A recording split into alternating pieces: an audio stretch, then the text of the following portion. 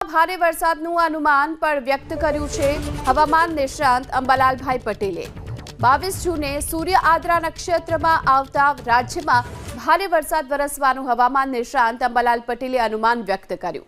અંબાલાલ પટેલના અનુમાન મુજબ દક્ષિણ મધ્ય અને ઉત્તર ગુજરાતના કેટલાક ભાગોમાં ભારેથી અતિભારે વરસાદ વરસી શકે છે। અરબી સમુદ્રમાં બની રહેલી સિસ્ટમના કારણે જુલાઈ મહિનાના પ્રથમ સપ્તાહમાં પણ ગુજરાતમાં જોરદાર વરસાદ વરસવાનું અંબાલાલ પટેલે અનુમાન વ્યક્ત કર્યું।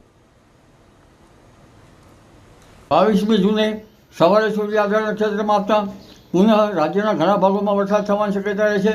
આ ઉપરાંત વડોદરાના ભાગોમાં કેટલાક ભાગોમાં ભારે વરસાદ થવાની શક્યતા રહેશે। મહીસાગરના ભાગોમાં ભારે વરસાદ થવાની શક્યતા રહેશે। પંચમહાલના ભાગોમાં પણ કેટલાક ભાગોમાં ભારેથી અતિભારે વરસાદ થવાની શક્યતા રહેશે। અમદાવાદ ગાંધીનગરમાં પણ ભારેથી અને કોઈ ભાગમાં અતિભારે વરસાદ થવાની શક્યતા રહેશે। અરવલ્લીના ભાગોમાં પણ વરસાદની શક્યતા રહેશે।